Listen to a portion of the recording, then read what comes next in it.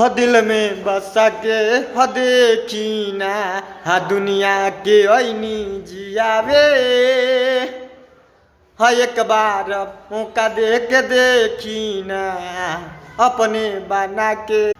अपने बना के ह देखी ना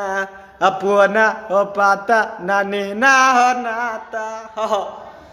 काहे हे असही दुनिया बिलित भइल जाता प्यार के बतिया न समझे जा हो